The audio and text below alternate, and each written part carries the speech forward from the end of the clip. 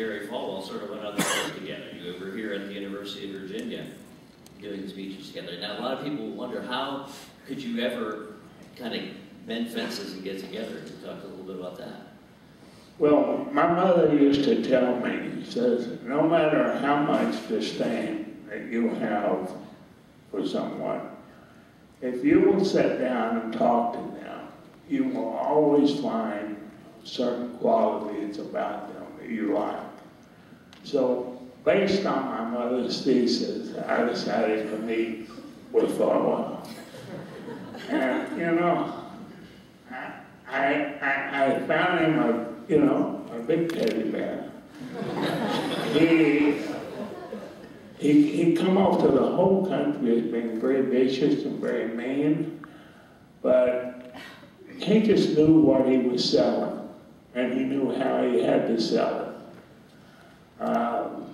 I remember after our friendship started, I turned on the TV one morning and had this big news program about the Teletubbies being gay, according to Jerry Falwell. I think they were. I think they all were. They sang because of the way they were dressed, wearing the purple and all of that. So I called him up on the phone and I said, Jerry, you're the most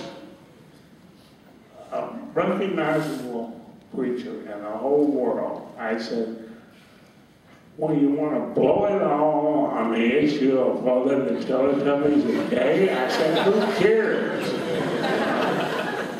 I said, where did you get that story? He said, well, so one of the kids at the college paper, they did something on it, and I just kind of took it and ran with it.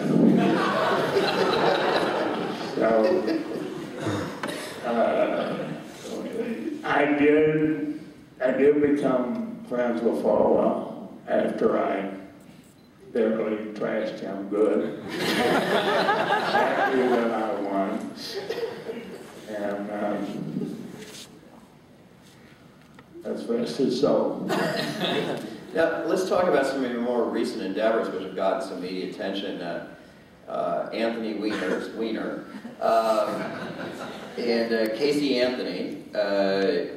They have not responded. What's the status on those requests? Anytime, politicians or celebrities are in the news in an adverse way, we always make them an opportunity to, if they have all the proper assets, to pose in Western magazine. In Weiner's case, we were going to offer a job that they had up our social networking.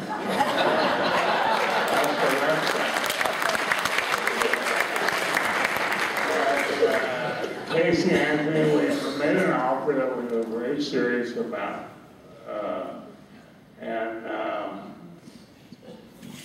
We did with the bonus that we had to it based on sales. She could make $2 or $3 million. She is not going to be able to make that kind of money anywhere else because the mainstream media is not going to pay her. There's no place else she could go. So I think that sometime she might come knocking on her door. So far, they haven't responded. Well, it's good that you're trying to bring down the unemployment rate in America. In terms of some of the other things that you offer money for, you are also offering money for anybody to come forward with some illicit sexual situation involving Rick Perry. Why Rick Perry? Well, you see, we've been doing this there's a lot of people for 35 years, and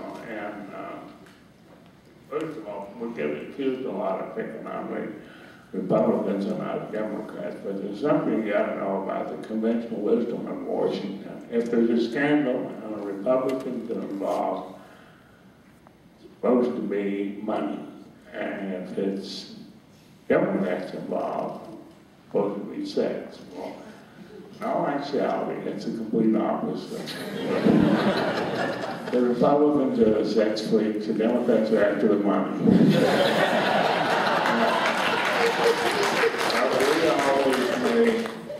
We always make these offers, and whatever after the first year, we'll be running a full-page ad in the Washington Post, where we'll offer up $1 million for anyone that can establish that they've had an illicit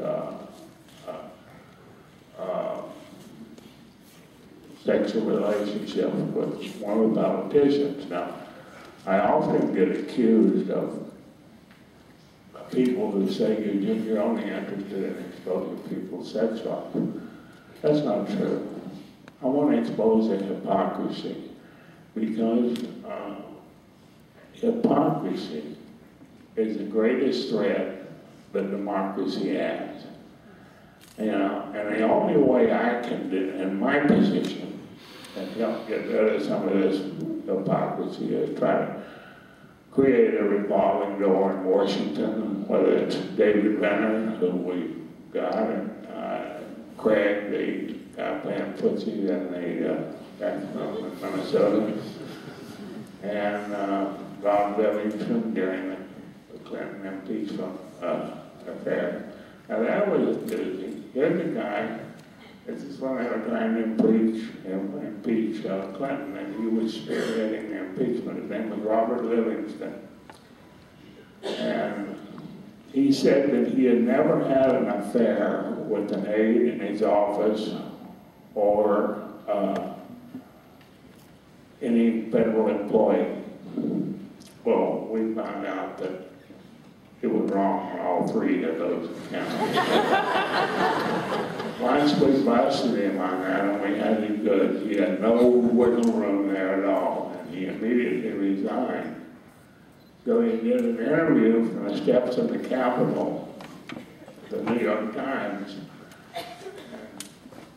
They asked him, they said, "What do you think about Larry Flynt?" He said, "I think he's a bottom feeder."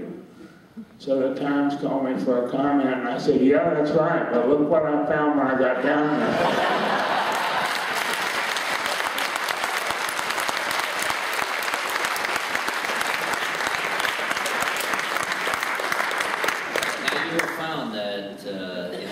Just the current politicians that have been involved with sexual dalliances. In fact, your book goes back right to the beginning of the Republic, and you find a lot of sex scandals throughout history.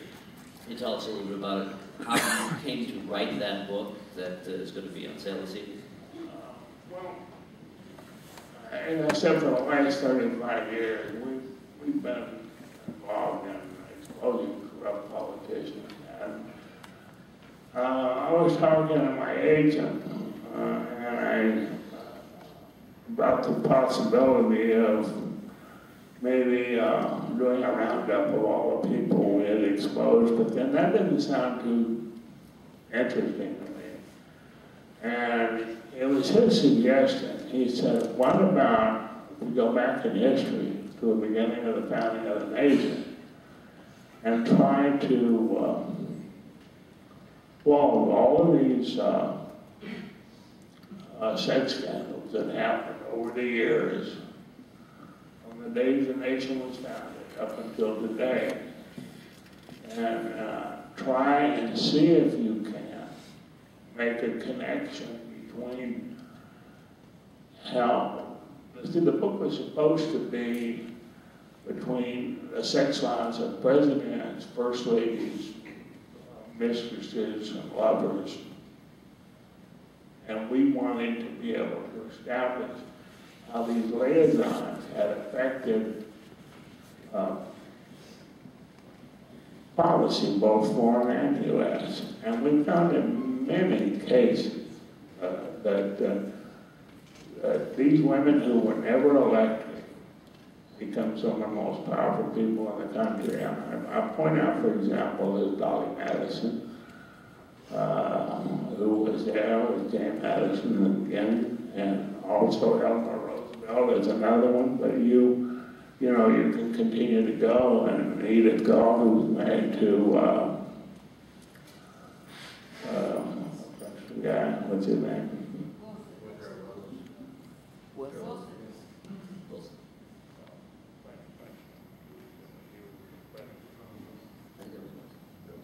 Wilson. Wilson. Yeah, Wilson, who was president, and she was a very, very powerful first lady, and for 3 months she was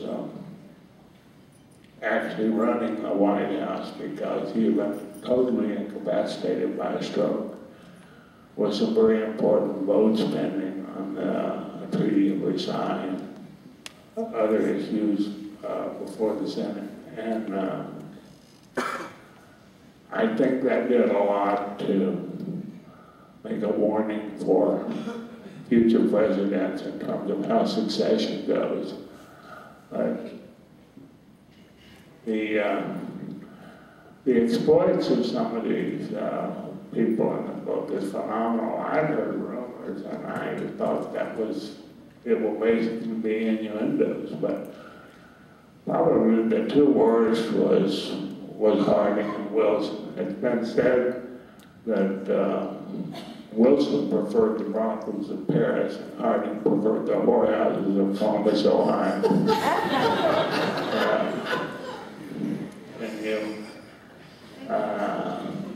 Kennedy, but we never found, Kennedy was quite a ladies' man, but you know, one thing that we never found is because somebody had an active libido, he was any less of an effective leader or commander-in-chief. Let me ask, I think we're almost out of time here tonight.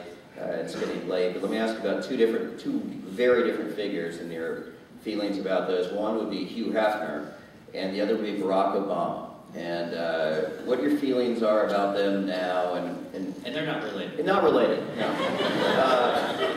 They've never had sexual affairs with each other. So, Hugh Hefner first. How do you feel about Hef?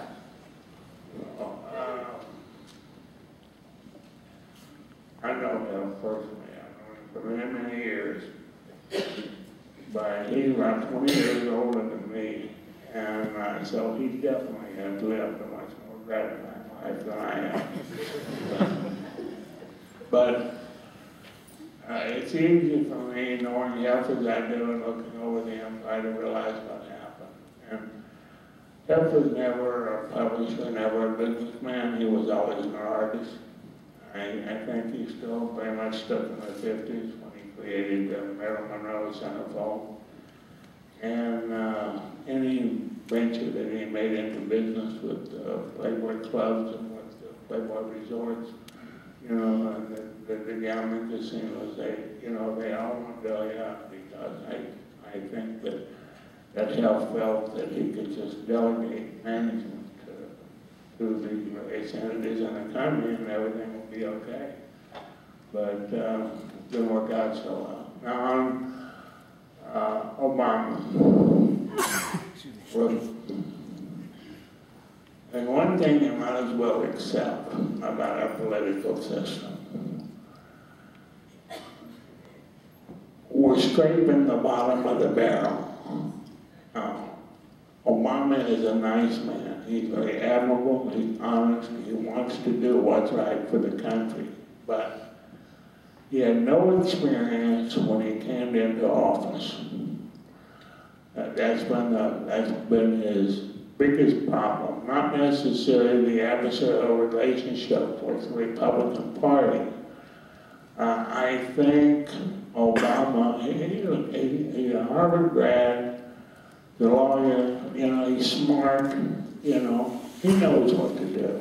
So he's got to understand that the American people want a fighter. They want a Rocky. You know, they want somebody who will go the distance, even if he can't win, because they respect that and they love that in a leader. Now, Obama can turn this thing around, but that's the only way he's going to be able to do it. Okay, now we're going to throw it back to Josh to start his presentation tonight. Well, don't leave.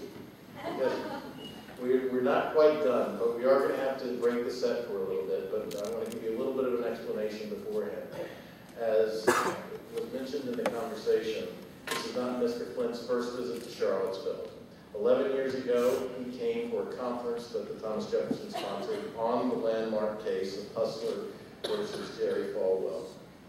It was a great day. I got to tell you, it really was one of the highlights, I think, of the Thomas Jefferson Center's programs. The two of them were articulate. They disagreed fervently, but did so in a very enjoyable and witty way. And two men who essentially made their lives based on the First Amendment, on their exercise of their First Amendment rights. But they had very different views about what the First Amendment was. We'll jump ahead, and it's 15th anniversary of the People versus Larry Flynt. And we very much wanted Mr. Flynt to come back. Still on stage? We very much wanted Mr. Flynt to come back. And so when I was out in Los Angeles this summer, he was kind enough to allow me to come visit. And I was a little worried that he might not either remember the event or remember me. I'm not sure he did, but that's all right. But I go into his office, huge office, beautiful office. And I walk to his desk, I'm nervous as all get out. But there, right behind his desk, and he'll can confirm this, was a picture that I had sent him of Mr. Flynt and Mr. Falwell in front of the Thomas Jefferson Center banner taken from that day at the conference. And from that moment on, I was much more confident that we might be able to get him to come back. I jumped and said, that's us, that's us. Anyway, when Mr. Flynt was here 11 years ago, he was actually here on his birthday. We're 3 days beyond your birthday now.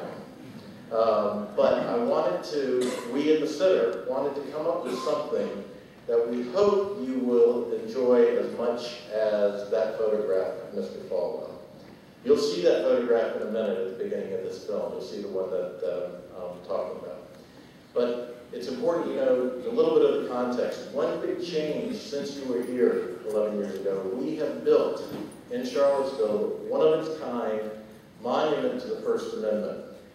And it essentially is, the main component of it is, as everyone in Charlottesville knows, is a giant chalkboard on which people can come and exercise their right of free expression, saying whatever they want, or writing or drawing, whatever they want. Do you guys like the chalkboard or hate it?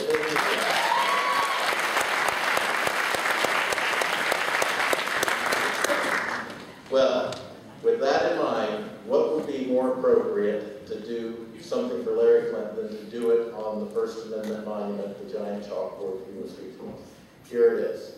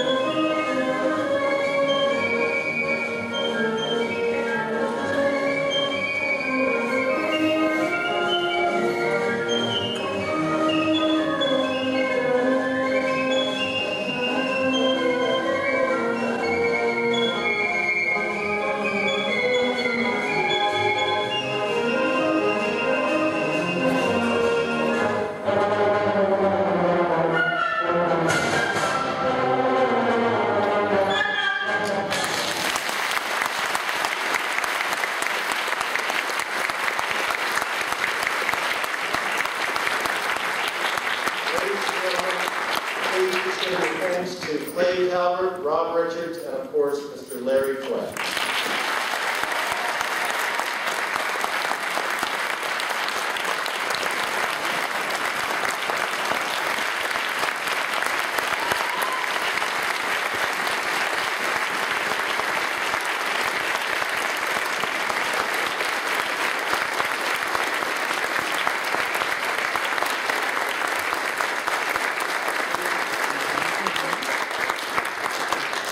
Books are on sale. Mr. Flint will be out in a few minutes. Thank you all for coming.